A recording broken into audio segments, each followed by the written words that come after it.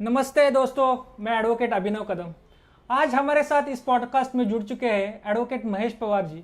महेश पवार जी का consumer cases में बहुत सारा एक्सपीरियंस है। उन्होंने डिस्ट्रिक्ट कमीशन हो, स्टेट कमीशन हो, नेशनल कमीशन हो, वहाँ पे अपना अपीयरेंस दिया है।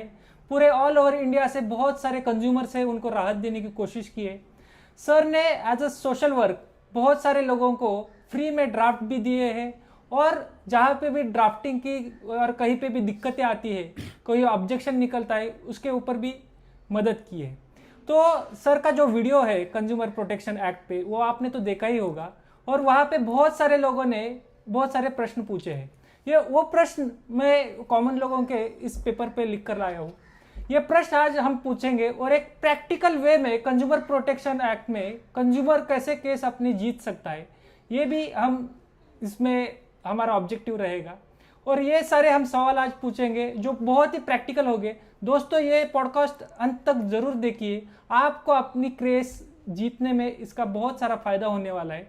तो सबसे पहले तो मैं सर आपका आभारी हूँ कि आप हमारे इस चैनल पे आए और लोगों को जो उनकी कंज्यूमर्स को तकलीफें है वो दूर करने की आप कोशिश कर रहे हैं। आप पहले भी बहुत सारा सोशल वर्क कर चुके हैं, लेकिन जो कोई भी हमारे कंज्यूमर्स है उनका जो कॉमन सवाल है, उनका आप क्वेश्चन का आंसर देने का प्रयास कीजिए। जरूर तो सर, इससे रिलेटेड बेसिक सवाल है मेरा आपसे कि ये consumer national consumer helpline NCH क्या है, उसका जरा हमारे दर्शकों को उसकी जानकारी दीजिए। जरूर सर। सबसे पहला जो स्टेप है, जब भी आप कोई गुड्स एंड सर्विसेज परचेस करते हो और वो परचेस करने के बाद जब आपका कोई डिस्प्यूट हो जाता है सर्विस प्रोवाइडर से, या फिर जो सेल्स प्रोवाइडर है उससे कुछ डिस्प्यूट हो जाता है, तो आप पहले तो उसको विनती करते हो। विनती करने के बाद मान लो उसने वो देने में सर्विस देने में वो असमर्थ हो जाता है, तो फिर आप सबसे पहला स्टेप यही अपनाते हो कि आप नेशनल कंज्यूमर हेल्पलाइन में जो है आप उसका ग्रीवियंस जो है वहाँ पे दाखिल कराते हो। अब नेशनल कंज्यूमर हेल्पलाइन है क्या, ये प्रश्न है। तो नेशनल कंज्यूमर हेल्पलाइन ये एक कंसिलेशन स्टेज है। मतलब यहाँ पे कोई जजमेंट नहीं होने वाला, ना कोई इंटरिम ऑर्डर होने वाला है, ना इसका ऑर्डर का कोई इफेक्टिव होने वाला है। ये है एक कंसिलेशन स्टेज। अब ये कंसिलेशन स्टेज में होने क्या वाला है कि आप वहाँ पे जाओगे, अपना ग्रीवियंस वहाँ पे दर्ज करोगे। वहाँ पे नेशनल कंज्यूमर हेल्पलाइन सामने वाले पार्टी को वो नोटिस करेगा। सामने वाला पार्टी आके वहाँ पे अपना जो भी स्टेटमेंट है वहाँ पे आपका देगा कि हमने इस वजह से इनको सर्विस नहीं दी, या फिर हो सकता है वो अप्लाई वहाँ पे अपीयर भी नहीं हो, मतलब उस डिस्प्यूट में उनका कोई कहना नहीं दे। तो फिर वहाँ पे क्या रिकमेंड हो जाता है, मान लो आपके दोनों का डिस्प्यूट वहाँ पे सॉल्व हो जाता है तो ठीक है, नहीं सॉल्व होता है तो नेशनल कंज्यूमर हेल्पलाइन में वहाँ पे फाइनल ये ऑर्डर होता है कि आप जो है आपकी अगली जो भी कंप्लेंट है वो आप ई जागृति पोर्टल पे दर्ज करें। ये वहाँ पे आपका फाइनल स्टेज वहाँ पे होने वाला है। अब ये आगे की प्रोसेस आपको फिर ई जागृति पे ही करनी है। तो सर, नेशनल कंज्यूमर हेल्पलाइन और ई जागृति ये दोनों दो अलग पोर्टल है, बराबर है ना सर? यस। अभी ई जागृति पोर्टल पे हमें कैसा ग्रीवेंस रिड्रेस कर सकते हैं, और कौन ग्रीवेंस रिड्रेस कर सकता है? मतलब कंज्यूमर की डेफिनेशन में कंज्यूमर कौन है, ये हमें पहले बताइए। देखिए, सबसे इम्पोर्टेंट प्रश्न सर आपने यहाँ पे पूछा कि कंज्यूमर के डेफिनेशन में कौन आता है, मतलब कौन कंज्यूमर कंप्लेंट कर सकता है। ये बहुत इंपॉर्टेंट क्वेश्चन है, और ये बहुत सारे लोग ये कंज्यूमर कंप्लेंट जो कंज्यूमर ना होते हुए भी वो कंज्यूमर कंप्लेंट करते हैं, उनका समय बर्बाद करते, बाद में वो बोलते कि आप कंज्यूमर में के डेफिनेशन में नहीं आते, इसीलिए आपका कंप्लेंट जो है रिजेक्ट किया जाता है। तो पहले तो आप ये ध्यान में रखिए कि आप कंज्यूमर है क्या। अब कंज्यूमर के डेफिनेशन में आने के लिए आप क्या उसमें होना चाहिए वो मैं आपको यहाँ पे बताता हूँ। सबसे पहले तो आपने कोई गुड्स और सर्विस परचेस किया होना चाहिए। जो गुड्स आपने परचेस किया, जो सर्विस आपने परचेस किया, उसके लिए आपने कुछ ना कुछ उनको कंसिडरेशन पेड किया होना चाहिए, मतलब कुछ पैसा उनको आपने पेड किया होना चाहिए। ये जो गणित है वो अगर आपके साथ हुआ है तो फिर आप कंज्यूमर के डेफिनेशन में आते हो। अब यहाँ पे ये भी चीज़ आप ध्यान में रखना, आपने कोई सर्विस या गुड्स आपने ले लिया, पर वो गुड्स एंड सर्विसेज गिफ्टेड है, वो गिफ्टेड है, तो फिर आप उसको कोई कंसिडरेशन आपने नहीं पेड किया है, तो फिर आप कंज्यूमर के डेफिनेशन में नहीं आओगे, क्योंकि कंसिडरेशन ही नहीं है वहाँ पे। वो जो सर्विस है, वो जो गुड्स है, वो आपको गिफ्ट में मिला है, तो अगर वो ख़राब होता है तो फिर आप कंज्यूमर के डेफिनेशन में नहीं आते। अब ये हो गया एक बात। अब यहाँ पे आपने कंसिडरेशन इस शब्द का हमने यहाँ पे उच्चार किया है, तो ये सब कंसिडरेशन शब्द का मतलब क्या होता है ये भी मैं आपको यहाँ पे बताना चाहूँगा। अब कंसिडरेशन होता क्या है कि कोई भी हम गुड्स एंड सर्विस परचेस करते हैं, उसके लिए जो हम पैसा पे करते हैं, जो इनवाइस अमाउंट हम पे करते हैं, उसको बोलते हैं कंसिडरेशन। अब ये कंसिडरेशन अलग अलग टाइप्स का है। अब कंसिडरेशन ये प्रेजेंट कंसिडरेशन भी होता है, कंसिडरेशन ये पास्ट कंसिडरेशन पे होता है, और कंसिडरेशन एक फ्यूचर कंसिडरेशन भी होता है। मान लो आपको कोई मोबाइल खरीदना है। अब मोबाइल खरीदने के लिए आपने पहले ही 50,000 रुपये शॉप वाले को दे दिए हैं, सेल्समैन को आपने दे दिए, जो भी आप मोबाइल परचेस करने, तो वो पहले ही दे के रखे, बट मोबाइल आप जो है नेक्स्ट मंथ में खरीदने जा रहे हो, तो वो भी कंसिडरेशन जो पास्ट कंसिडरेशन है यहाँ पे पकड़ा जाएगा। ठीक है। दूसरा ये कंसिडरेशन है प्रेजेंट कंसिडरेशन, मतलब अभी आपने मोबाइल लिया और तुरंत आपने उसका पैसा पे किया, ये हो गया प्रेजेंट कंसिडरेशन। ये सिंपल भाषा में आपको बता रहा हूँ ताकि आपको समझ में आए। और ये कंसिडरेशन एक होता है कि फ्यूचर कंसिडरेशन। फ्यूचर मतलब क्या कि जैसे आपने आज मोबाइल ले लिया, बट आपने उसका पैसा जो है 1 महीने के बाद पे करना है, और वो कंसिडरेशन 1 महीने के बाद आपने पे भी कर दिया, तो वो भी क्या है, एक कंसिडरेशन में ही पकड़ा जाएगा। और ये जो कंसिडरेशन है, उस कंसिडरेशन के ऊपर आपका डिस्ट्रिक्ट कमीशन का जुरिडिक्शन आएगा, या स्टेट कमीशन का जुरिडिक्शन आएगा, या नेशनल कमीशन का जुरिडिक्शन आएगा, ये तय होता है। अब यहाँ पे जुरिडिक्शन डिस्ट्रिक्ट कमीशन का आया या नेशनल का आया या स्टेट का आया, कैसे समझ में आएगा। अब यहाँ पे अगर आपने कंसिडरेशन 50 लाख के अंदर पे किया है, तो वो आएगा डिस्ट्रिक्ट कमीशन में। अगर आपने कंसिडरेशन 50 लाख के ऊपर और 1 करोड़ से वो 1 करोड़ के अंदर आपने पे किया होगा, तो फिर वो आ जाएगा स्टेट कंज्यूमर कमीशन के अंदर। और अगर आपने कंसिडरेशन 1 करोड़ अबव, फिर वो कितना भी हो, तो वो कंसिडरेशन वो वहाँ का वो जो जुरिडिक्शन बनेगा वो नेशनल कंज्यूमर कमीशन का बनेगा।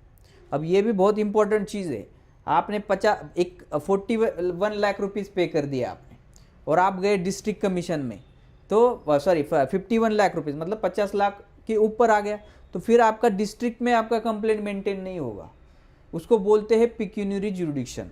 अब यहाँ पे पिक्यूनियरी जुरिडिक्शन किसका आता है, स्टेट का आता है, क्योंकि 50 लाख के ऊपर है। अगर आपने 1 करोड़ अबव पे किया है, तो फिर जुरिडिक्शन आपका आता है नेशनल कमीशन। तो जो भी आप पे करते हो, वो पिक्यूनियरी जुरिडिक्शन कौन से कमीशन का आता है, वो भी आपको यहाँ पे देखना चाहिए। बहुत ही इम्पोर्टेंट सर ने बात अभी बताई जुरिडिक्शन के बारे में। सर मेरा एक प्रैक्टिकल सवाल है। सपोज मैं कंज्यूमर हूँ और मैंने कोई सर्विस अवेल की है और प्रोडक्ट परचेस किया है, और मेरे साथ कोई अनफेयर ट्रेड प्रैक्टिस हुई है, तो क्या मुझे वकील के जरिए पहले लीगल नोटिस भेजना ज़रूरी है क्या सर? ये प्रश्न मुझे बहुत सारे लोग पूछते हैं कि सर लीगल नोटिस भेजना ज़रूरी है या नहीं। अब मैं उनको व्हाट्सएप पे उनको बताता रहता हूँ, फ़ोन पे उनको बताता रहता हूँ। ये आप ध्यान में रखना दोस्तों, लीगल नोटिस मैंडेटरी यहाँ पे है या नहीं। तो मैं यहाँ पे आपको बताना चाहूँगा, लीगल नोटिस आपका मैंडेटरी नहीं है यहाँ। क्यों नहीं है? अब डायरेक्ट भी आप एनसीएच पे जाते हो, और एनसीएच पे क्या होगा, वहाँ पे कंसिलेशन होगा, और कंसिलेशन के बाद तुरंत आप जो है ई जागृति पोर्टल पे जाते हो। अब यहाँ पे आपका कंसिलेशन ऑलरेडी हुआ है, वहाँ पे डिनाइल आ गया, तो इसीलिए आपने ई जागृति पे आ गए हैं। अब जो लोग एनसीएच पे कंप्लेंट नहीं किए हैं, ठीक है, जो लोग एनसीएच पे कंप्लेंट नहीं किए, वो उनको मैं ये बताना चाहूँगा कि आप एक लीगल नोटिस दीजिए। अब लीगल नोटिस देने से क्या फ़ायदा होगा आपका, ये भी मैं आपको यहाँ पे बताऊँगा। अब लीगल नोटिस देने से ये फ़ायदा होगा कि उसको अपनी वो बात रखने का मौका रहेगा। वो जो सामने वाली पार्टी जिससे आप कंपेंसेशन, जिससे आप रिफंड, जिससे आप आपका सामान रिटर्न करवाना चाहते हो, उसको एक फेयर अपॉर्चुनिटी मिलेगी। वो कोर्ट को बाद में समझता है कि इन्होंने लीगल नोटिस भेजा, एक फेयर अपॉर्चुनिटी भी दिया। अब फेयर अपॉर्चुनिटी देने के बाद भी ये लोग यहाँ पे मतलब उसने डिनाई कर दिया, मान नहीं रहे, इसीलिए ये कोर्ट में आ गए। अब ऐसा भी होता है कि लीगल नोटिस में जो कॉन्सिक्वेंसेज जो आगे होने वाले हैं, कोर्ट जाएंगे, वकील करना पड़ेगा, पैसा खर्चा होना पड़ेगा, ये लीगल नोटिस में ये सामने वाली पार्टी को समझ में आता है। वो क्या करता है कि वो आपका जो भी है आपका प्रॉब्लम वहाँ पे सॉल्व कर देता है, आपको फिर आगे जाने की ज़रूरत नहीं पड़ती। अब ऐसे मेरे पास बहुत सारे केसेस है कि जहाँ पे लीगल नोटिस पे ही हम जो लीगल नोटिस भेजते हैं उससे ही आपका प्रॉब्लम सॉल्व हो जाता है। सामने वाला पार्टी जो है मान जाता है, उसको नहीं चाहिए होता है आगे का लिटिगेशन, वो क्या करता है वहाँ पे उसका डिस्प्यूट को क्या करता है, वो प्रॉब्लम को सॉल्व कर देता है। तो सर अभी सपोज मुझे ई जागृति पोर्टल पे कंप्लेंट फाइल करनी है, तो उसके लिए क्या कुछ डॉक्यूमेंट्स अनिवार्य है? क्या कुछ डॉक्यूमेंट्स ऐसे हैं जो इम्पोर्टेंट है, जो आगे जाके बेनिफिशियल रहेगा हमारे कंज्यूमर्स को, कि अगर ऑनलाइन ई जागृति पोर्टल पे कंज्यूमर कमीशन में केस फाइल करना है, तो जरा प्रेक्षकों को बताइए कि कौन से इंपॉर्टेंट डॉक्यूमेंट्स है और वो प्रिपेयर करना बहुत ही जरूरी है कंज्यूमर के हिसाब से, तो क्या आगे जाके वो केस में अपने सक्सेस हो जाए। ये सबसे महत्वपूर्ण जो प्रश्न है, मेन तो चीज़ है, आप ई जागृति पोर्टल पे जाते हो, वहाँ पे आपका नाम फिल कर देते हो, एड्रेस फिल कर देते हो, मोबाइल नंबर फिल कर देते हो, सामने वाली पार्टी का भी आप नाम, एड्रेस, मोबाइल नंबर फिल करते हो। पर जब ये सारी चीज़ें आप वहाँ पे फिल करते हो तो आगे एक स्टेज आती है डॉक्यूमेंट अपलोड करने की। अब वहाँ पे ही सारे लोग क्या होते हैं, फंस जाते हैं। उनके पास वो डॉक्यूमेंट के फॉर्मेट ही नहीं रहते, ना उनको कैसे उसको ड्राफ्ट करना है वो भी पता नहीं रहता, ना उनके पास कोई सैंपल रहते। तो हमने हमारे चैनल पे ऑलरेडी मैंने बताया है कि जिनको ऐसे सैंपल चाहिए वो बस मुझे कांटेक्ट करिए, आपको वो सैंपल सारे फ्री में मिल जाएंगे। आप जैसे मुझे व्हाट्सएप कर जाते हैं तो मैं आपको वहाँ पे वो सैंपल्स आपको दूंगा। अब ये सैंपल्स होते कौन से, ये आपका प्रश्न है।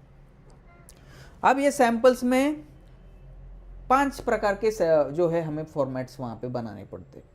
पहला तो होता है 1 नंबर परफॉर्मा। अब परफॉर्मा, दूसरा होता है इंडेक्स, तीसरा होता है कंप्लेंट, चौथा होता है एफिडेविट और पांचवा होता है मेमो ऑफ पार्टीज।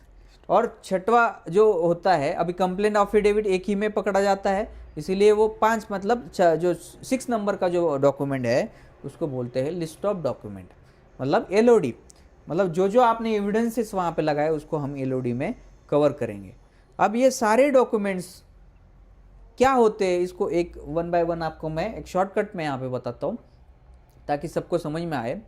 अब परफॉर्मा ये जो डॉक्यूमेंट होता है, इसमें क्या होता है कि आपकी कंप्लेंट की एक क्या बोलते हैं, उसमें कितना कंसिडरेशन पे किया, आपका कंप्लेंट कौन सी सेक्शन के अंदर है, आपका कंप्लेंट किस कैटेगरी में आता है, वो सारी डिटेल्स उसमें भरी जाती है। आपका एड्रेस, सामने वाला पार्टी का एड्रेस, वो सारा एक शॉर्टकट में उस परफॉर्मा में आपको लिखना होता है। दूसरा आता है इंडेक्स। अब इंडेक्स में होता क्या है कि आपने कौन से पेज पे क्या डॉक्यूमेंट आपने लगाया है, ये तो कोर्ट को सामने इंडेक्स से ही पता चलेगा ना कौन से पेज पे इन्होंने क्या लगाया, क्योंकि पेंडेंसी तो बहुत है कोर्ट में केसेस की। तो कौन से पेज पे क्या है, कौन से पेज पे आपने कौन सा एविडेंस लगाया है, वो तो इंडेक्स से ही पता चलेगा, क्योंकि वहाँ पे आपको मेंशन करना होता। तो इंडेक्स में हो क्या है, कौन से पेज में क्या लगाया है, वो पेजिनेशन का जो नंबर है वहाँ पे आपको मेंशन करना होता है। तीसरा जो डॉक्यूमेंट है वो है आपका सिनॉप्सिस। अब सिनॉप्सिस क्या है, सिनॉप्सिस मतलब कंप्लेंट का, आपके पूरे कंप्लेंट का एक सारांश, मतलब शॉर्टकट जो है आप वहाँ पे बताएंगे कि हमारे कंप्लेंट में की पॉइंट्स क्या है। तो वो सिनॉप्सिस में शॉर्टकट में आपको डेट वाइज आपको मेंशन करने, एक साइड में आपका डेट आएगा, एक साइड में उसका विवरण आएगा कि इस डेट में क्या हमने माल परचेस किया, दूसरी डेट में कब वो खराब हुआ, तीसरी डेट में हमने कब ग्रीवेंस दर्ज कर दिया। तो ऐसी सारी डेट वाइज आपकी स्टोरी आपको वहाँ पे लिखनी होती है शॉर्टकट में। अब तीसरा चौथा जो डॉक्यूमेंट है वो है कंप्लेंट। अब कंप्लेंट में क्या होता है, ये कंप्लेंट में आपको इन डिटेल में आपका कंप्लेंट वहाँ पे लिखना होता है। पूरे पैरावाइज आपकी स्टोरी स्टार्ट टू एंड आपको डिटेल में वहाँ पे लिखनी है। जो भी आपके साथ घटित हुआ है वो सारा डेट वाइज आपको वहाँ पे लिखना है वो कंप्लेंट में, ठीक है। तो ये हो गया कंप्लेंट। पांचवी बात है वो एफिडेविट। अब ये एफिडेविट क्या है, एक शपथ पत्र है। सिंपल सी भाषा में हम शपथ ले रहे हैं, हमने जो भी कंप्लेंट यहाँ पे दी है, हमने जो भी डॉक्यूमेंट्स कोर्ट को दिए वो सारे सही है, वो सारे ट्रू है, और ये इसका शपथ हम यहाँ पे इस एफिडेविट के जरिए लेते। और ये जो एफिडेविट है वो नोटराइज्ड होना चाहिए। जब भी आप शपथ लेते हो किसी थर्ड पार्टी के सामने, आपने शपथ लेना चाहिए ना, तो वो नोटरी ऑफिसर जो होते हैं, जो नोटरी लाइसेंस उनको मिलता है वकीलों को, उनके पास में जाके उनकी वहाँ पे मुहर लगानी है।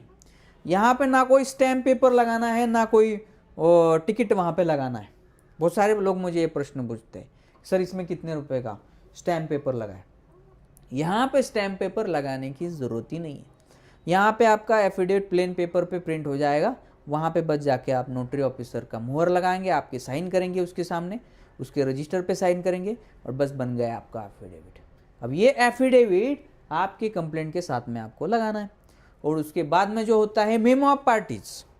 देखो दोस्तों, ये सारे प्रश्न, ये जो सारे फॉर्मेट्स है, ये आपको यहाँ पे शॉर्टकट में बताता हूँ। अब मेमो ऑफ पार्टीज में क्या है कि दोनों पार्टी के एड्रेसेस, आपका एड्रेस क्या है, फ़ोन नंबर क्या है, ईमेल आईडी क्या है, जो कोई करस्पॉन्डेंस एड्रेस है वो भी आप वहाँ पे मेंशन करना। जितने आप एड्रेस वहाँ पे परफेक्ट लिखेंगे उतना वहाँ पे आपका जो है नोटिस सर्विस होने में दिक्कत नहीं आएगा। अब यहाँ पे देखिए, एड्रेस आप गलत लिखोगे ना तो कोर्ट का जो समन जाएगा, नोटिस जाएगा कंज्यूमर कमीशन का, तो वो नोटिस वहाँ पे प्रॉपर जाएगा नहीं जब एड्रेस आप गलत करते हो। तो एड्रेस आपको इन डिटेल में लिखना है, ईमेल आईडी लिखना है, व्हाट नंबर लिखना है, वो सारी चीज़ें आप प्रॉपर वहाँ पे लिखिए, ठीक है। तो ये हो गया मेमो ऑफ पार्टीज। तो आगे का जो डॉक्यूमेंट है वो है लिस्ट ऑफ डॉक्यूमेंट। अब लिस्ट ऑफ डॉक्यूमेंट का उसे नाम में ही सारा अर्थ है। लिस्ट ऑफ डॉक्यूमेंट मतलब कौन से एविडेंसेस, कौन से एनेक्चर्स आपने अपने कंप्लेंट में जुड़े हुए हैं, तो वो लिस्ट ऑफ डॉक्यूमेंट में मेंशन करना। अब लिस्ट ऑफ डॉक्यूमेंट में एक नंबर पे आ जाएगा आपका इनवॉइसेस, दूसरे नंबर पे आ जाएगा कोई एग्रीमेंट, तीसरे नंबर पे कोई ईमेल कम्युनिकेशन, फॉर एग्जांपल आपको बता रहा हूँ। तो ये सारा आपको वहाँ पे लिस्ट ऑफ डॉक्यूमेंट में मेंशन करेंगे। और लिस्ट ऑफ डॉक्यूमेंट में ही आपको वहाँ पे कौन से पेज पे क्या एविडेंस हमने लिखाया वो भी उस लिस्ट ऑफ डॉक्यूमेंट में आपको मेंशन करना है। तो ये सारे फॉर्मेट्स मेरे पास मौजूद है। अगर किसी को ज़रूरत लगेगी हमारे इस कमेंट में पूछिए, या तो जो भी नंबर आपके डिस्क्रिप्शन में आएगा वहाँ से लेके मुझे व्हाट्सअप करिए, हम वहाँ पे सारे डॉक्यूमेंट आपको देंगे। बहुत ही इम्पोर्टेंट सर ने इन्फॉर्मेशन दी हमारे कंज्यूमर को। अभी सर, कंज्यूमर प्रोटेक्शन एक्ट में अगर हम हमारे कंज्यूमर कंप्लेंट फाइल करते हैं तो बहुत सारी जगह कहाँ पे ऐसे बोला जाता है कि इसकी कोर्ट फीस बहुत है, उसका कॉज ऑफ एक्शन लिमिटेशन, वो क्लॉज क्या है वो हमें टेक्निकली मालूम नहीं है। तो हमारे दर्शकों को थोड़ा सा सीधे और सिंपल भाषा में कोर्ट फीस कितनी लगती है, लिमिटेशन कितना है कंज्यूमर कंप्लेंट करने के लिए, कॉज ऑफ एक्शन क्या है और ज्यूरिडिक्शन कैसा है, वो कंप्लेंट में कहाँ पे लिखना चाहिए और वो एक्चुअली में है क्या, ये थोड़ा सा सीधे और इजी अंडरस्टैंडिंग भाषा में हमारे दर्शकों को समझा दीजिए सर। बहुत इम्पोर्टेंट सवाल। देखिए, ये कॉज ऑफ एक्शन, जुरिस्डिक्शन, आपका लिमिटेशन, ये बहुत इम्पोर्टेंट है और ये आपके कंप्लेंट में भी मेंशन होते हैं। अब यहाँ पे सबसे पहले आपने पूछा कॉज ऑफ एक्शन। अब कॉज ऑफ एक्शन मतलब ये है, मान लो आपने कोई मोबाइल परचेस किया है और वो मोबाइल अब कुछ प्रॉब्लम आ गई, उसके स्क्रीन के ऊपर लाइन आ गई है। अब आपने वो स्क्रीन के ऊपर लाइन जो आई है उसका कंप्लेंट कर दिया कंपनी के पास। तो जो भी आपने कंप्लेंट किया उस कंप्लेंट का डेट होता है कॉज ऑफ एक्शन, मतलब हमने एक्शन क्यों ली, उसका कॉज है ये कंप्लेंट हमने किया। तो वो कौन सी डेट है, वो कॉज ऑफ एक्शन में उसका डेट लिखना है। जब आपने फर्स्ट कंप्लेंट की, जब आपको मालूम चला कि ये मोबाइल आज खराब हो गया, वो डेट होता है कॉज ऑफ एक्शन। अब दूसरा आपने पूछा कि जुरिडिक्शन। अब जुरिडिक्शन क्या होता है? दो प्रकार के जुरिडिक्शन कमीशन में देखे जाते। पहला तो जुरिडिक्शन देखा जाता है कि ये टेरिटोरियल जुरिडिक्शन में आता है क्या। टेरिटोरियल मतलब जिस कक्षा में वो कंज्यूमर कमीशन में कंप्लेंट जाती है, मतलब मान लो पुणे के जो भी सारे मैटर है वो पुणे के कंज्यूमर कमीशन में जाएंगे, डिस्ट्रिक्ट कमीशन में जाएंगे।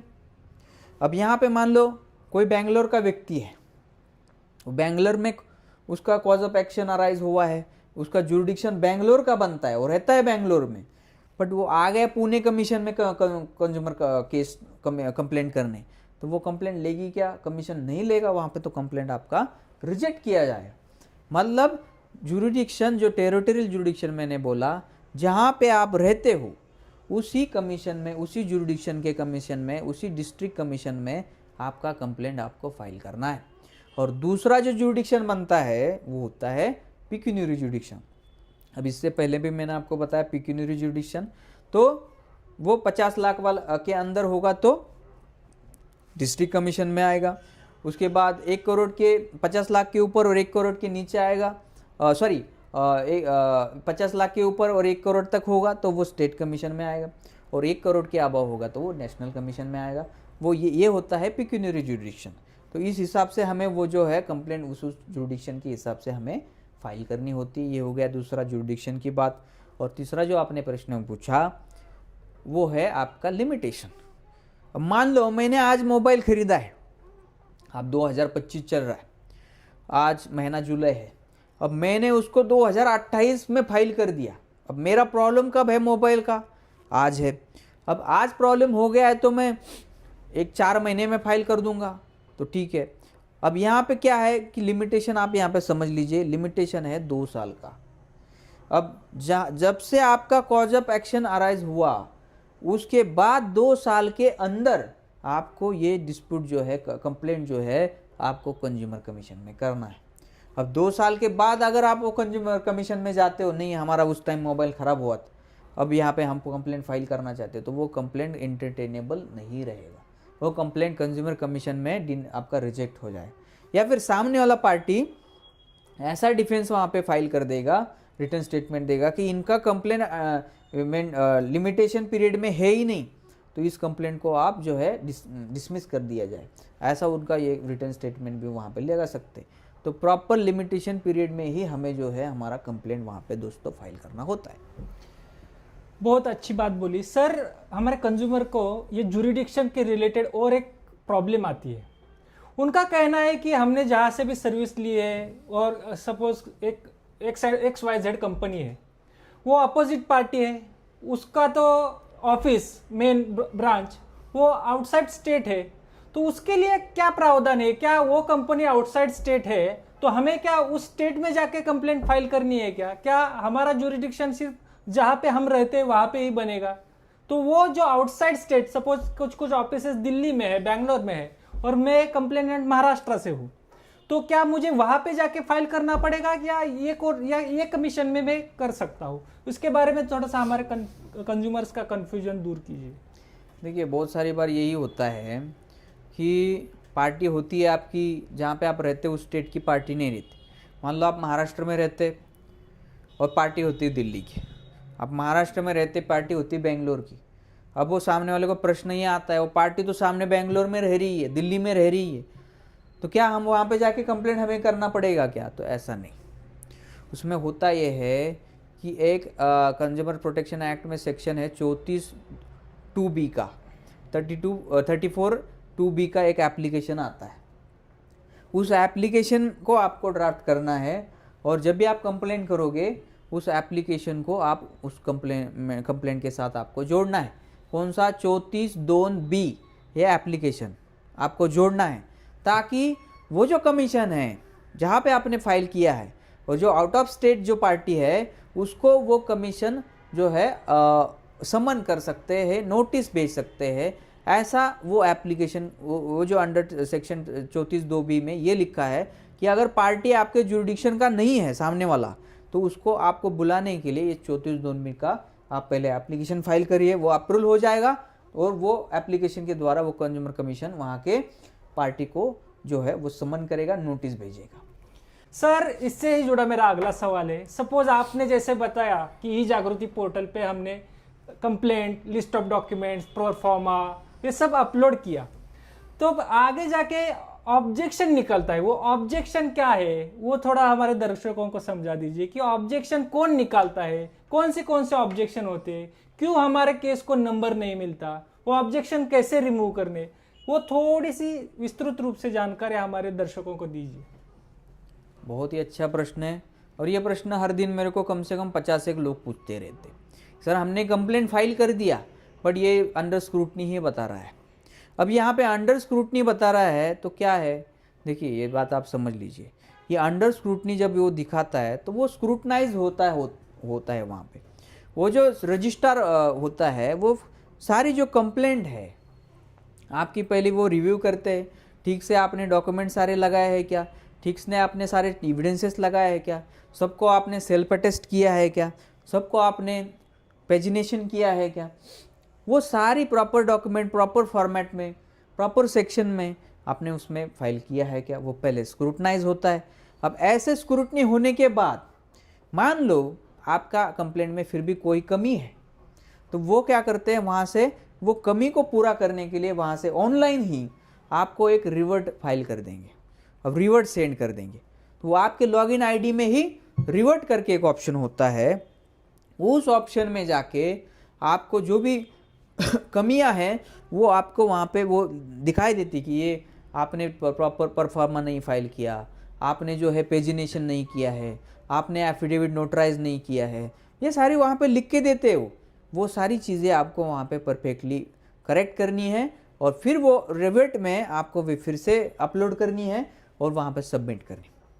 अब जैसे आप वो सबमिट करते हैं तो वो फिर से वो चेक करेंगे, और वो चेक करने के बाद मान लो अब इस बार आपकी कोई कमी नहीं है तो वो आपकी कंप्लेंट जो है अप्रूव कर देते हैं। और जैसे ये कंप्लेंट अप्रूव हो गई आपको जाके वहाँ पे कंज्यूमर कमीशन में हार्ड कॉपीज आपके वहाँ पे सबमिट करनी है। अब ऐसा भी होगा आपके साथ कि बहुत ज़्यादा पेंडेंसी होने के कारण वो बहुत दिन तक आपका अंडर स्क्रूटनी दिखाएगा, तो आपको जैसे आपने कंप्लेंट ई जागृति पे फाइल की वो आप वहाँ पे तुरंत जो है कमीशन में जाइए और वहाँ पे आप हार्ड कॉपी सबमिट करिए। अब होता है उनसे कभी कभी डिले भी हो जाता है चेक करने में, तो वहाँ पे आप जैसे दूसरे दिन चले जाते तो वहाँ पे आप वो क्या करते, तुरंत वो अपना नंबर डाल के जो भी आपका रेफरेंस नंबर डाल के वो आपका फ़ाइल निकाल लेंगे और दिखाएंगे, चेक करेंगे कि हाँ हाँ आपका ये सही है, आपका ये सही है, बस इसमें गलती है, तुरंत आप वो हमें करेक्ट करके ऑनलाइन अपलोड करिए तो आपका तुरंत हम आपको केस नंबर दे देंगे। तो ऐसा जो है वहाँ पे रिवर्ट का जो ऑप्शन है वो ओपन होता है। ये से रिवर्ट के ऑप्शन जैसे आप फाइल रिवर्ट कर देते हो तो बाद में आपको केस नंबर तुरंत मिल जाता है। बहुत ही अच्छी इन्फॉर्मेशन दी हमारे कंज्यूमर को। सर अपना एक सवाल था वो थोड़ा सा रह गया बीच में कि कोर्ट फीस कितनी होती है, डिस्ट्रिक्ट कमीशन को कितनी, स्टेट कमीशन को कितनी और नेशनल कमीशन को कितनी, और जो स्क्रूटिनी के लिए हमारे जो रजिस्ट्रार है उनको कुछ पैसे देने की ज़रूरत है क्या, कि हमारा फाइलिंग नंबर दीजिए, वो कुछ लोगों को पैसे मांगे जाते हैं कि आपका फाइलिंग नंबर देता हूँ आप इतने इतने फीस भरिए, क्या ये फ़ी लीगली है क्या लीगली कितनी फीस हमें कंज्यूमर कमीशन में पे करनी पड़ती है, ये थोड़ा हमारे कंज्यूमर्स को बताइए। बहुत ही अच्छा प्रश्न, और ये मेरे से भी छूट गया, पिछली बार आपने पूछा था इससे पहले। कोर्ट फी, अब ये कोर्ट फी एक बहुत महत्वपूर्ण स्टेज है। अब सबसे पहले आप ध्यान में रखिए दोस्तों कि अगर आपने जो कंसिडरेशन है वो 5 लाख या फिर 5 लाख के अंदर पे किया होगा तो आपको कोई भी कोर्ट फी पे नहीं करनी है। सबसे पहले आप ये फ्री में आपका कंप्लेंट वहाँ पे एंटरटेनेबल हो जाएगा, वो कोर्ट जो है आपका केस जो भी है आपका एंटरटेन करेगा। 5 लाख के अंदर आपको कोई भी कोर्ट फी नहीं देनी है। अगर आपका कंसिडरेशन अमाउंट, इनवाइस अमाउंट अगर 5 लाख के ऊपर है तो फिर आपको कोर्ट फी वहाँ पे पे करनी है। अब वो कितनी पे करनी है उसके स्लैब्स बने हुए हैं। जब भी आप पे वहाँ पे कंसिडरेशन आपका फिल करते हो तो ऑटोमेटिकली वहाँ पे आपको वहाँ पे दिखाई देगा कि आपको कितना फीस पेड करना है। ठीक है। पेंडिंग फॉर फीस ऐसा एक वहाँ पे एक टैब रहेगा आपके डैशबोर्ड में, तो पेंडिंग फॉर पेमेंट ऐसा उसमें चला जाएगा, वहाँ पे आपका पेमेंट आप पे करके फिर आपका आगे पेंडिंग फॉर स्क्रूटनी में जाएगा। तो आप ये ध्यान में रखना कि कोर्ट फी जो है आपको 5 लाख के अंदर नहीं देनी है। दूसरी बात आप ये ध्यान में रखना कि इसके एक्सक्लूडिंग और कोई फ़ी आपको किसी को भी पे नहीं करनी। मान लो आप वहाँ पे क्लर्क के पास जाते हो, आपका कोई करेक्शन वहाँ पे निकालते हो और वहाँ पे आपको पैसे की डिमांड की जाती है, तो आपको कोई भी पैसा उसको देना नहीं। ऐसे मेरे पास बहुत सारे लोग प्रश्न पूछते हैं कि सर हमको इतना मांगा गया, 500 रुपये दीजिए, 1000 रुपये दीजिए।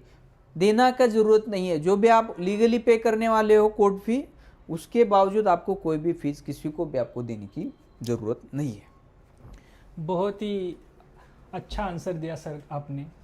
तो सर अभी सपोज हमने ई जागृति के पोर्टल पे फाइल किया, फिजिकल फाइल सबमिट की, ऑब्जेक्शन रिमूव किया, नंबर मिला, सब हो गया। अभी बात आती है कि स्टेजेस कौन से हैं कंज्यूमर कंप्लेंट रिड्रेसल की। वो स्टेजेस कौन से स्टेजेस से हमारे कंज्यूमर को गुजरना पड़ता है, वो थोड़ा आसान भाषा में समझा दीजिए। और क्या इसमें हमें इंटरिम रिलीफ मिल सकता है क्या? तो इंटरिम रिलीफ क्या है वो भी थोड़ा हमारे दर्शकों को समझा दीजिए सर। अब सबसे पहले तो आप इंटरिम रिलीफ जो आपने बोला वो मैं पहले यहाँ पे समझा देता हूँ। अब आपका केस तो चलेगा, देखिए साल भर चलेगा, 2 साल भी चलेगा, बट 2 साल केस चलते हुए आपको कोर्ट को रिक्वेस्ट करना है कि केस आपका 2 साल चलने वाला है, बट हमें इस सामने वाले पार्टी से हमें इंटरिम रिलीफ चाहिए। अब इंटरिम रिलीफ का एक उदाहरण आपको मैं बताता हूँ। जैसे कि मेरे पास एक केस आया था, वही मैं आपको बता देता हूँ कि आपको इंटरिम रिलीफ जो है, इंटरिम एप्लीकेशन कैसे लगाना है, वो आपको यहाँ पर समझ में आ जाएगा। अब मेरे पास एक इंश्योरेंस का केस आया था जिसमें उनका जो पति है उनका हार्ट अटैक से देहांत हो गया था। अब देहांत होने के बाद जो इंश्योरेंस का क्लेम अमाउंट जो था वो XYZ मान लो 20 से 30 लाख रुपए का क्लेम अमाउंट था, वो इंश्योरेंस कंपनी ने क्या कर दिया, डिनाई कर दिया। अब वो जो क्लेम अमाउंट था वो पर्टिकुलर घर के, मतलब जो हाउस लोन उन्होंने लिया था, वो क्लेम अमाउंट वो जो हाउस लोन वालों को जाना था, हाउसिंग लोन वालों को जाना था। अब यहाँ पे हो क्या रहा था, वो जो हमारे क्लाइंट थे उनके साथ कि वो जो क्लेम तो उनको मिलने ही वाला था 30 लाख रुपए, बट उससे पहले वो बैंक की जो EMIs उनकी हाउसिंग लोन की चल रही थी, वो हाउसिंग लोन वाले मान नहीं रहे थे, वो रुक नहीं रहे थे। वो तुरंत आपकी सरफेसी की प्रोसीडिंग इन्वोक करने के लिए जो है लीगल नोटिस उनको भेज रही थी। अब यहाँ पे हो गया क्या कि हमने वो इंटरिम रिलीफ के लिए आइए, मतलब इंटरिम एप्लीकेशन कोर्ट में हमने लगा दिया। अब वो application consumer protection act under section 38 sub section 8 का हमने एप्लीकेशन वहाँ पे लगा दिया, 38(8) का। अब उस एप्लीकेशन में हमने ये बोला, हमने दोनों पार्टियों को जो है वहाँ पे पार्टी की, जो हाउसिंग लोन वालों को भी पार्टी किया और इंश्योरेंस वालों को भी हमने पार्टी किया, और उनको वहाँ पे हमने ये रिलीफ मांगा कि जब तक हमारा यहाँ से क्लेम पास नहीं होता, हमारा डिस्प्यूट सॉल्व नहीं होता, तब तक ये जो हाउसिंग लोन वालों को आप जो है वहाँ पे स्टे करने के लिए ऑर्डर कर दीजिए। अब हाउसिंग लोन भी HDFC बैंक का ही था और HDFC बैंक का ही इंश्योरेंस लिया हुआ था। अब ज़्यादातर ये सिचुएशन सबके साथ ऐसा ही होता है हाउसिंग लोन के मैटर्स में। तो हमने कोर्ट को समझाया वहाँ पे कि प्रिसाइडिंग ऑफिसर जो बैठे रहते हैं कि सर यहाँ पे जो हाउसिंग लोन भी इन्हीं लोगों ने दिया है और इंश्योरेंस भी इन्होंने दिया है। अब यहाँ पे क्या है कि इंश्योरेंस जब हमें मिलेगा तो ये जो हमारे क्लाइंट है, उनकी जो वाइफ थी, वो ये पेमेंट भर सकती है। वो तो कोई जॉब नहीं कर रही थी, ना उनका कोई बिजनेस था।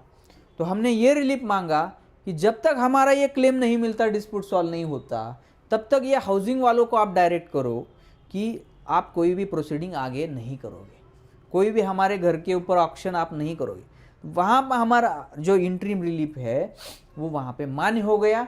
कोर्ट ने भी इंटरिम रिलीफ हमारे फेवर में ग्रांट कर दिया और बोला सामने वाली पार्टी को, जब तक ये पेंडेंसी है, कोर्ट केसेस जो कमीशन की केसेस की पेंडेंसी है, तब तक आप इनके घर के ऊपर कोई भी आप जो है ऑक्शन वगैरह करने की या फिर सरफेसिंग प्रोसीडिंग जो है आप इन्वोक नहीं करेंगे।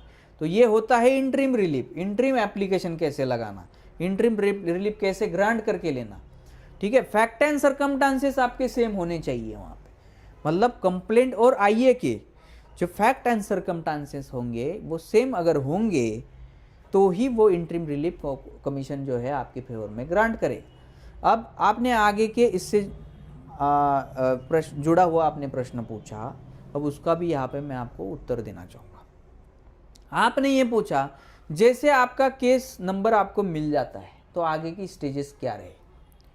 अब यहाँ पे आपको मैं यहाँ पे बहुत अच्छे से मैं आपको समझाऊंगा। बहुत सारे ये लोग मुझे क्वेश्चन पूछते, हो सकता है ये वीडियो देख के उनका क्वेश्चन वो जो है पूछने की नौबत ही उनके ऊपर ना आए। जैसे आपका केस नंबर मिलता है, आगे का आपको एक डेट मिल जाएगा ऑनलाइन, आप वहाँ पे स्टेटस चेक करोगे, वो आपको नेक्स्ट हियरिंग डेट वहाँ पे मिलेगा। अब उस डेट को जाके आपको क्या करना होगा। सर हमारी तो पहली बार है, पहली बार ही है, हमें क्या करना है। वो तो डर जाते हैं कुछ लोग, कोर्ट जाना कमीशन ऐसे लगता है उनको कि कंज्यूमर कोर्ट ही है, तो वहाँ पे हमें हमारे पर ऊपर ना बैक फायर कर जाए। अब बहुत सारे लोग यही प्रश्न पूछते, डरते खुद ही, हमने कंप्लेंट किया हमारे ऊपर बैक फायर ना हो। देखिए वहाँ पे बैक फायर होने की कोई वो चिंता आप छोड़ दीजिए। पहले हियरिंग में आपको जाना है और वहाँ पे आपको बताना है कि आपका जो भी स्टोरी क्या है और हमें रिलीफ क्या चाहिए, हमारा जो जुरिडिक्शन आपके कोर्ट का कैसे बनता है, हमारा लिमिटेशन के अंदर है क्या नहीं, वो सारी बातें आपको कोर्ट को वहाँ पे जाके समझानी है।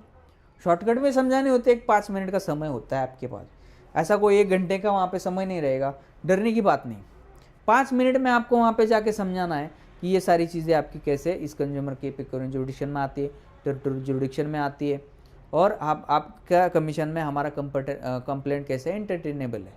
बस ये समझ में आता है तो वो सामने वाले जो प्रिसाइडिंग ऑफिसर है वो जो है इशू नोटिस करेंगे, मतलब सामने वाली पार्टी को इशू कर देंगे नोटिस कि आप नेक्स्ट डेट को यहाँ पे हाजिर हो जाओ और आपका जो भी है रिटन स्टेटमेंट वहाँ पे फाइल कर दीजिए। अब ये उस दिन का, उस हियरिंग का प्रॉपर ये काम आपका होगा।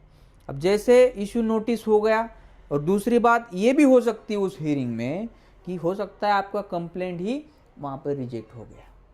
मान लो आपका कंप्लेंट टेरिटोरियल जुरिडिक्शन में नहीं आता, आपका कंप्लेंट पिक्यूनियरी जुरिडिक्शन में नहीं आता, तो आपका कंप्लेनेंट या फिर आप कंज्यूमर के डेफिनेशन में नहीं आते, आपने कोई प्रॉपर कोर्ट फी नहीं भरी होंगी, तो फिर आपका जो है कमीशन वहाँ पे आपका केस जो है वहाँ पे रिजेक्ट भी कर सकता है। तो ये हो गया पहले हियरिंग का क्या प्रोसीजर रहेगा। अब उसके बाद जब नेक्स्ट हियरिंग रहती है, स्टेजेस आपने पूछे, तो नेक्स्ट हियरिंग में जो सामने वाली पार्टी होती है वो अपीयर हो जाती है। अब सामने वाली पार्टी अपीयर हो जाती है कि आपने उनके अगेंस्ट कमीशन में कंप्लेंट किया, तो वो अपना रिटर्न स्टेटमेंट लेके आ जाती है। जब भी आप इशू नोटिस करते हो तो आपका कंप्लेंट उसी नोटिस के साथ आप लगा देते हो, और सामने वाली पार्टी वो आपका कंप्लेंट रीड करके उसके ऊपर उनका डिफेंस क्या है, उनका रिप्लाई क्या है, वो लेके नेक्स्ट डेट में वो अपने कमीशन में आ जाएंगी। अब वहाँ पे होता क्या है, उस डेट में उतना ही हो जाएगा कि वो रिटर्न स्टेटमेंट वो ले लेंगे और आगे का जो है स्टेज आगे बढ़ाएंगे। अब जैसे रिटर्न आपने कंप्लेंट किया उसके ऊपर रिटर्न स्टेटमेंट भी आ गया, अब अगली डेट को वो रिटर्न स्टेटमेंट आपको सारा पढ़ना है कि कौन से कंप्लेंट उन्होंने कौन से कंटेंशन उन्होंने अग्री किए हैं, कौन से कंटेंशन उन्होंने डिनाई कर दिए हैं। अब मान लो उसके ऊपर आपको आपका भी कहना बाद में फिर से कोर्ट को देना है, तो वो भी रिटर्न में ही होगा, तो उसके लिए उसको बोलते हैं रीजॉइंडर। अब वो रिटर्न रिप्लाई पे, रिटर्न स्टेटमेंट पे, मतलब उनके रिप्लाई पे आपका अगर कहना आपको देना है, नॉट मैंडेटरी, अगर आपको देना है रिजॉइंडर तो दे सकते उनके रिटर्न स्टेटमेंट पे, अगर आपको नहीं देना है तो वहाँ पे आप वहाँ पे उसको इग्नोर भी कर सकते हैं रिजॉइंडर को।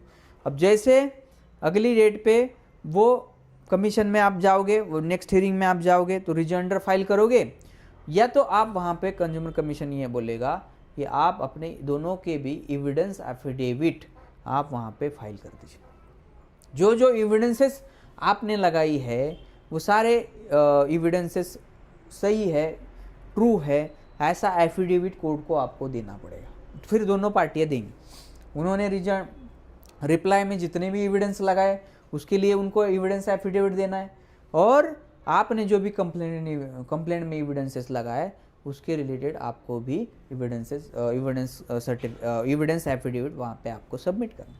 अब उस डेट में मान लो उस स्टेज में आपका वो हो जाएगा, आपने एविडेंसेस वहाँ पे अपने एविडेंस सर्टिफिकेट विथ एविडेंसेस आपने एविडेंस एफिडेविट आपने वहाँ पे फाइल कर दिया। तो नेक्स्ट डेट में क्या होगा, तो नेक्स्ट डेट में दोनों पार्टियों के एविडेंसेस वो कमीशन वहाँ पे देखेगा कि किसने क्या एविडेंस दिया है, इसने क्या अपोजिट पार्टी ने क्या एविडेंस दिया है, और वो एविडेंस देखते हुए वहाँ पे आपकी आर्गूमेंट होगी। ठीक है, अब वो एविडेंस जैसे क्लोज हो जाता है, हमारे इतने एविडेंस, हमारे इतने आर्गूमेंट एविडेंस के रिलेटेड, तो वहाँ पे एविडेंस का जो है जो स्टेज है वो क्लोज हो जाएगा, और कोर्ट जो है आपका जो नेक्स्ट स्टेज है जो फाइनल आर्गूमेंट के लिए लगा देगा। अब आपने दोनों पार्टी ने अपना आर्गूमेंट भी कर, एविडेंस भी दे दिया, आर्गूमेंट भी कर लिए, तो उसके बाद वो जो है फाइनल आर्गूमेंट में वो आ जाएगा। फाइनल आर्गूमेंट की स्टेज आपकी आ जाएगी। जैसे फाइनल आर्गूमेंट की हियरिंग्स में आप दोनों की भी वहाँ पे बहस होगी, दोनों की भी आर्गूमेंट, दोनों की भी बहस वो कमीशन वहाँ पे जो है सुन लेंगे, और दोनों की बहस होने के बाद जो मान लो आपको कुछ उसमें केस लॉस देने हैं, कुछ नेशनल कंज्यूमर के, स्टेट कंज्यूमर के कोई जजमेंट्स आपको देने हैं आपके केस से मिलते जुलते हुए, वो आप वहाँ पे जजमेंट्स आप कोर्ट को कमीशन को आप फाइल वहाँ पे सबमिट कर सकते हैं। दोनों पार्टी के फाइनल आर्गूमेंट देखते हुए, केस लॉस देखते हुए आपका प्रकरण ऑर्डर के स्टेज पे वो रख देंगे, जजमेंट के स्टेज पे वो रख देंगे, और नेक्स्ट हियरिंग पे आपको वो बुलाएंगे। अब जब नेक्स्ट हियरिंग पे आप जाते हो तो आपकी वहाँ पे बस ऑर्डर ही होने वाली है, मतलब आपको जजमेंट ही आने वाला है। और जजमेंट क्या आएगा जितना भी आपने आर्गूमेंट किया, केस के तथ्य वगैरह सारा लिया जाएगा, एविडेंस देखे जाएंगे, केस लॉस क्या क्या सबमिट किए वो सारे दिए जाएंगे, आपके आर्गूमेंट क्या, किसने क्या किया है वो देखा जाएगा, और उसके ऊपर जो प्रिसाइडिंग ऑफिसर होते हैं वो प्रिसाइडिंग ऑफिसर अपना जो भी जजमेंट है, अपना जो भी ऑर्डर है इस केस का, वो वहाँ पे देंगे। अब उस ऑर्डर में क्या मेंशन रहेगा, उस ऑर्डर में हो सकता है आपके फेवर में वो ऑर्डर हो गया होगा, हो सकता है आपके अगेंस्ट भी वो ऑर्डर किया गया होगा। तो ये दोनों सिचुएशन वहाँ पे होती है। तो वो ऑर्डर लेके फिर आपका जो भी कंप्लायंसेस जो भी पार्टी है वहाँ पे आगे करेंगी। तो दोस्तों मुझे लगता है आज महेश सर आपको वकील बना के ही छोड़ेंगे, क्योंकि उन्होंने इतना डिटेल में इंफॉर्मेशन दिया है, मुझे लगता है यूट्यूब पे कहाँ पे भी या ये अवेलेबल नहीं होगा। तो सर ने उनका एक पर्सनल एक्सपीरियंस भी बताया कि इंश्योरेंस कंपनी के खिलाफ, वैसे ही सर के पास कंज्यूमर रिलेटेड बहुत सारे वाइड वैरायटी के केसेस होते हैं। मुझे सर से एक बात पूछनी है इसी रिलेटेड कि सपोज मैंने फ्लैट लिया है या मैं किसी कोऑपरेटिव हाउसिंग सोसाइटी में रहता हूँ और मेरा सर्विस अवेल कर रही है कोऑपरेटिव हाउसिंग सोसाइटी, तो और कभी कभी होता है मैंने फ्लैट बुकिंग कर दिया है, तो वहाँ पे तो रेरा अथॉरिटी है डिले का अगर पोजीशन देता है तो क्या इस सिचुएशन में अगर मैं अलॉटी हूँ, मैं फ्लैट परचेसर हूँ या मैं कोई कोऑपरेटिव हाउसिंग सोसाइटी में रहने वाला नागरिक हूँ, तो क्या मैं कंज्यूमर प्रोटेक्शन एक्ट के तहत डिस्ट्रिक्ट कंज्यूमर कमीशन में जा सकता हूँ का? ये थोड़े हमारे दर्शकों को बता दीजिए। बहुत बढ़िया प्रश्न है। वैसे बीच बीच में मेरे पास लोग प्रश्न भी लेके आते कि हमने कोई बंगलो खरीदा है या फिर हमने कोई फ्लैट खरीदा है।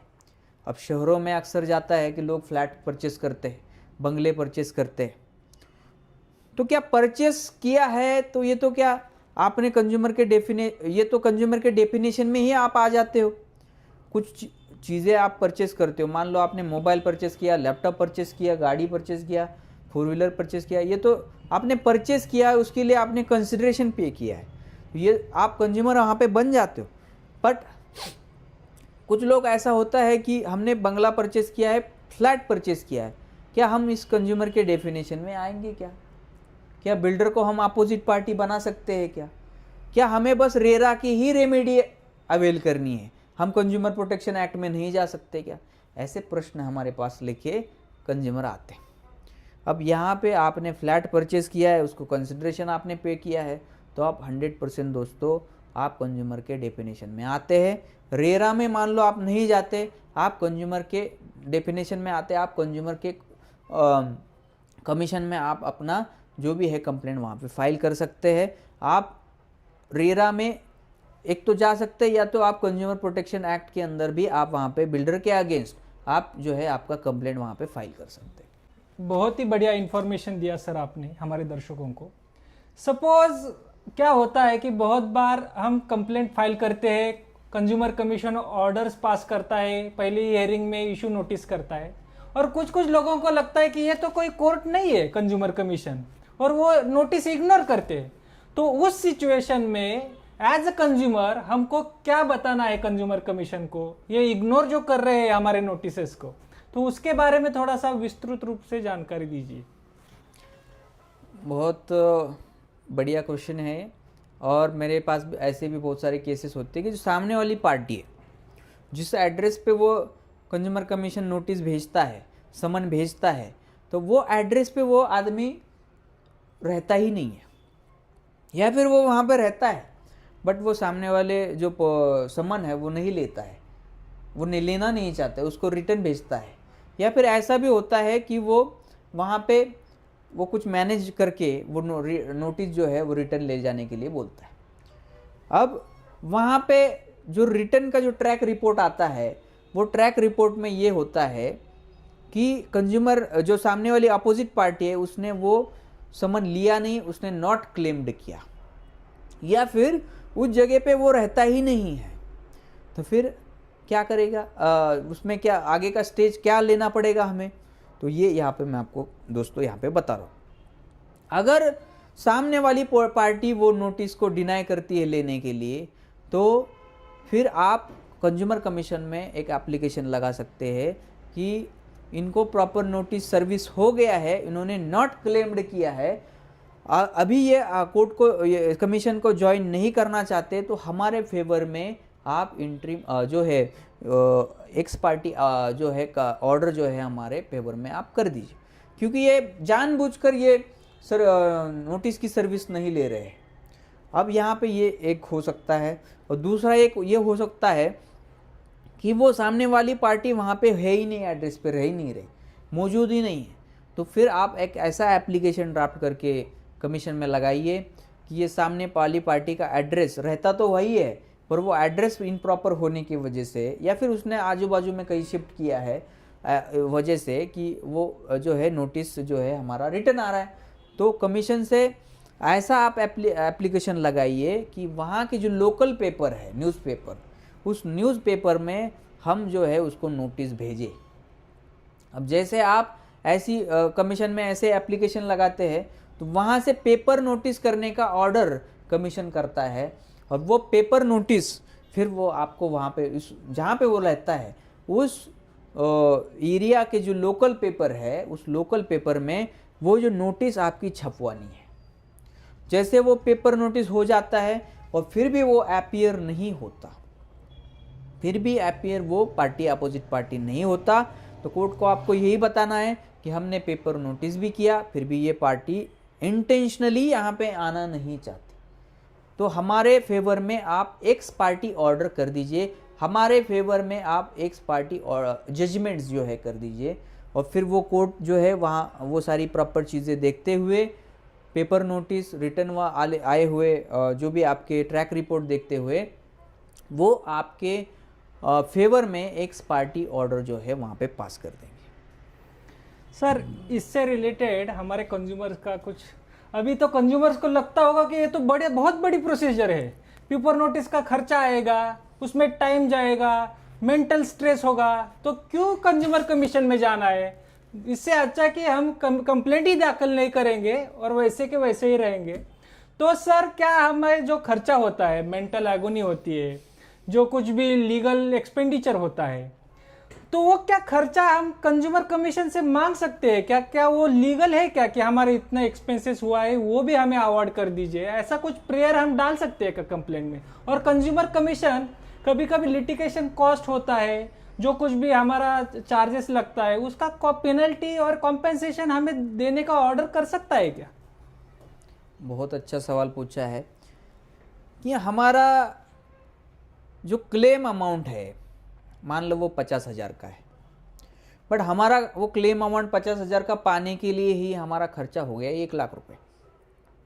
फिर आपने लॉयर एंगेज किए, उनकी फ़ीस दे दी, आपने पेपर नोटिस के लिए फ़ीस दे दी, आपने सारे डॉक्यूमेंटेशन बनाने के लिए फ़ीस दे दी। हो सकता है आपका जितना क्लेम है उससे ज़्यादा आपका खर्चा ही हो गया। फिर वो जो खर्चा है वो पकड़ा जाता है लिटिगेशन कॉस्ट में। आपको कोर्ट आने जाना, जो भी ट्रैवलिंग का खर्चा है, स्टे करने का खर्चा है, वो आपको आ गया। तो फिर ये जो लिटिगेशन कॉस्ट है वो कंज्यूमर कमीशन जब आप कंप्लेंट करते हो वो कंप्लेंट में ही आपको मांगना होता है।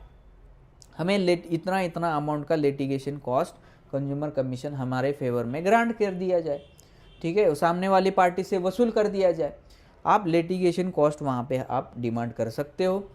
और आपने ये मांगा कि जो आपको हरासमेंट हो गया, जो आपकी हक की चीज़ है, जो आपको मिलने वाली थी, बट सामने वाली अपोजिट पार्टी की गलती से हमारे को ये काम जो है इतना सारा हमें भुगतना पड़ा, हमें इतना सारा मेंटल लगोनी हरासमेंट हुआ, तो क्या इस चीज़ के लिए भी हम कंज्यूमर कमीशन से डिमांड कर सकते हैं पैसे की, कंपेंसेशन की?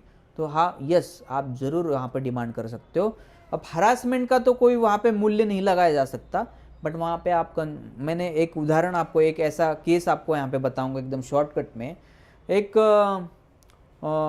केस ऐसा हो गया था, जोमेटो का एक केस हो गया था। जोमेटो जो फूड डिलीवरी करता है, अब वहाँ पे जो उसने जो फूड मंगाया था वो वेजिटेरियन फूड मंगाया था। एक शॉर्टकट में इसी के रिगार्डिंग इसलिए बता रहा हूँ। अब जोमेटो ने उसमें डाल दिया नॉन वेजिटेरियन फूड। अब जो सामने वाली जो कंप्लेनेंट है वो खा भी ले लिया। अब उस नॉन वेजिटेरियन को नॉन वेजिटेरियन उसने खा लिया, तो फिर उसने समझ में आया बाद में कि कंप्लेंट किया जोमेटो वालों को, या आपने तो मुझे नॉन वेजिटेरियन दे दिया, मैं तो वेजिटेरियन मंगाया था। अब उसने उसका कंप्लेंट कंज्यूमर कमीशन पे किया, तो उसको वहाँ पे 1 लाख रुपए कंपेंसेशन ग्रांट कर दिया। ऐसा केस लॉज भी है, चाहिए तो मैं आपको, केरला का है, मैं आपको दिखा भी दूंगा। अब यहाँ पे अब इस उदाहरण से आपको पता चला होगा कि कंपेंसेशन कितना मांगना चाहिए। कंपेंसेशन आपको कितना हैरेसमेंट सहना पड़ा, कितना मेंटल agony सहना पड़ा, उसके ऊपर वो कंपेंसेशन आप वहाँ पे डिमांड कर सकते। फिर आप किसी का कंपेंसेशन 50,000 रुपये हो सकता है, किसी का कंपेंसेशन 1,00,000 रुपये हो सकता है, किसी का कंपेंसेशन 5 लाख रुपये भी हो सकता है। अब डिपेंड ऑन आपकी हैरेसमेंट कितनी हुई है, मेंटल agony कितनी हुई है। सर आपने बहुत ही अच्छा एग्जाम्पल दे दिया। मेरे भी पढ़ने में एक केस आया था कंज्यूमर कमीशन के रिलेटेड ही। तो एक बिस्किट के पैक में एक बिस्किट की कमी थी, तो एक बिस्किट के कारण उसने कंप्लेंट दाखिल किया था और उसे कॉम्पेंसेशन मिला था। तो ऐसे भी बहुत सारे केसेस आते होंगे आपके पास। तो दर्शकों, ये जो इन्फॉर्मेशन सर ने दी ना, वो बहुत ही प्रैक्टिकल है। वो यूट्यूब पे कहीं पे भी अवेलेबल नहीं होगी मेरे ख्याल से। हमें सर का तहे दिल से शुक्रिया अदा करना चाहिए कि सर ने इतने डिटेल में प्रैक्टिकली कोर्ट प्रोसीजर आपको बताई। तो सर मेरा अंतिम सवाल है, सपोज ये कोर्ट कचहरी के चक्कर में दोनों पार्टी का खर्चा जाता है, तो इसके लिए कुछ मिडल में हम केस के दौरान सेटलमेंट, मीडिएशन वगैरह कुछ कर सकते हैं क्या? कि दोनों पार्टी रेडी है कि हमें नहीं पूरा करना है, हमें अभी सेटल करना है मैटर, तो ऐसा कोई प्रोविजन है क्या? क्या ऐसा कंज्यूमर प्रोटेक्शन में हम मीडिएशन कर सकते हैं क्या? इसके बारे में थोड़ा सा हमारे दर्शकों को शॉर्ट में जानकारी दीजिए, थोड़ा सा वीडियो बढ़ रहा है सर। देखिए, हर किसी के पास आजकल टाइम नहीं है, चाहे आपके पास भी नहीं है, चाहे सामने वाली पार्टी जो अपोजिट पार्टी है उसके पास भी नहीं है। तो वो अब यहाँ पे कमीशन इन्वॉल्व हो गया है, तो वो चाहता है कि मेरी जो हर मेरी तारीख को आना ना पड़े, मुझे कोई लॉयर को एंगेज ना करना पड़े, तो क्यों ना ये इस मैटर को यही ख़त्म कर दिया जाए। तो अपोजिट पार्टी कोर्ट में आ गई और वो वहाँ पे बोलेगी कि मैं इनके साथ सेटलमेंट करना चाहता हूँ, इस मैटर को आप जो है लोक अदालत में लगा दीजिए, इस मैटर को आप जो है मेडिसिन में लगा दीजिए। अब जैसे ये मैटर आप सेटल करते हो, मान लो दोनों पार्टी का वहाँ पे बन जाता है कि हमें इतना इतना रुपए दे के इतना इतना कंपनसेशन लेके हम सेटिस्फाइड है, हम इस केस को आगे नहीं बढ़ाना चाहते, इस कंप्लेंट को आगे नहीं बढ़ना चाहते, तो फिर वहाँ पे जो भी आपने सेटलमेंट डीड बनाया है उसके अकॉर्डिंग आप वहाँ पे जो कंप्लेनेंट है वो कंप्लेनेंट वहाँ पे सेटलमेंट प्रोसेस, वहाँ पे सेटलमेंट एप्लीकेशन, हमारा सेटलमेंट हो गया है, हम यहाँ पे एप्लीकेशन करते हैं कि हमारी कंप्लेंट को विड्रॉ कर दिया जाए, विड्रॉल प्रोसेस जिसको बोला जाता है। तो वो विड्रॉल प्रोसेस दे के फिर वो कोर्ट और जो भी कमीशन है वहाँ पे ऑर्डर करेगी, इन दो पार्टियों का मैटर सेटल हो गया है, ये आगे कंप्लेंट को नहीं बढ़ाना चाहते, इसीलिए ये मैटर जो है विड्रॉ किया जाता है, ऐसी ऑर्डर हमें यहाँ पे पास कर दिया जाता है। सर, हमारे बहुत सारे दर्शक हैं जिन्होंने ये वीडियो भी पूरा देख लिया है। कुछ कुछ दर्शकों का ऐसा लगता भी होगा कि ये कंप्लेंट, एड्रेस पुशिस, ये सब नए नए नाम है उनके लिए, तो इस सिचुएशन में उनको टाइम भी नहीं है। तो उनका जो कंप्लेंट ग्रीवेंस है, क्या वो प्रॉपर ड्राफ्टिंग करके किसी एडवोकेट के पास से या आपके पास से ई जागृति पोर्टल पे आप अपलोड करके हमारे दर्शकों को दे सकते हैं क्या? कुछ हेल्प कर सकते हैं क्या?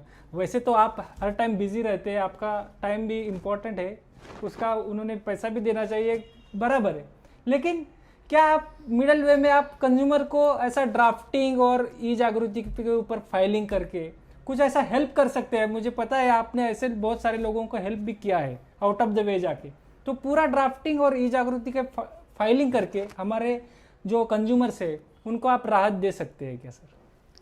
देखिए सर, अभी कंक्लूडिंग पे आ गए हैं।